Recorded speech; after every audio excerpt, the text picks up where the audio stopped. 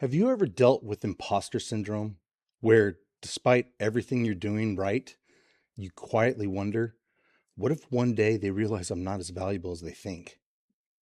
It's not because you're failing, but because you actually care. Let me tell you something up front. That feeling, it's not a flaw in you. It's a byproduct of operating at a high level, caring deeply, and moving fast in an environment that never slows down. That doesn't make it comfortable, but it does make it understandable. At CharTec, we work with MSP owners and leaders who live right here in that pocket. High performers, high standards, high pressure. And what you're experiencing isn't weakness. It's what happens when competence, responsibility, and meaning collide. Here's what's actually happening beneath the noise. Imposter syndrome shows up strongest when three things overlap. First, you're in a creative or strategic role. Whether it's leadership, marketing, or decision-making, there's no single right answer. So your mind fills in the gaps with doubt. Second, you're surrounded by smart people and constantly shifting standards. In tech, what was excellent last quarter becomes baseline this quarter. And your nervous systems sees that vitality as personal risk. Third, you tie meaning to the work. You don't just execute, you care. And that's where paranoia sneaks in. You think, if this goes away, what does that say about me? And that fear isn't really, I'm not good enough. It's, if I stop being valuable, I become disposable. That's a heavier existential load than most people realize. Here's a reframe that actually helps, and this isn't hype or positive thinking. Competent people worry about being exposed. Incompetent people assume permanence. Your anxiety isn't proof of inadequacy. It's proof of awareness. But awareness without structure turns inward and becomes a self-threat. So we give it structure. Step 1. Separate skill from security. Right now, your brain is blending two questions. Am I doing good work? And will I still be here? They feel connected, but they're not the same. Skill is something you carry with you. Security is something companies negotiate, adjust, and sometimes revoke, often for reasons that have nothing to do with merit. When your mind spirals, ask this: is this about my ability or my fear of uncertainty? Most of the time, it's the second one wearing the mask of the first. Step 2.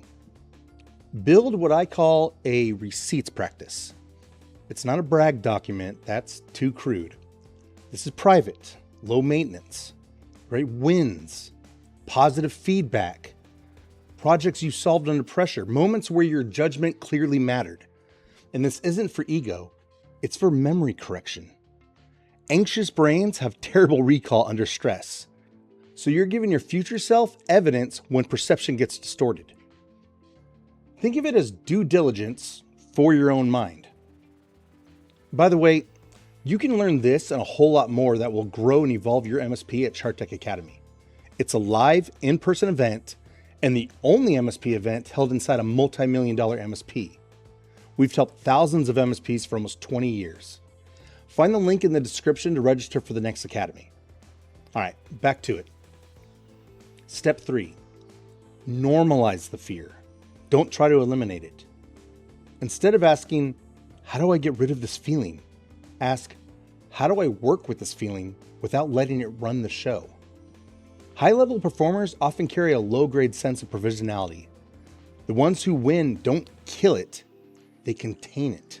So you can say internally, I feel the fear, I'm still showing up. Both can exist.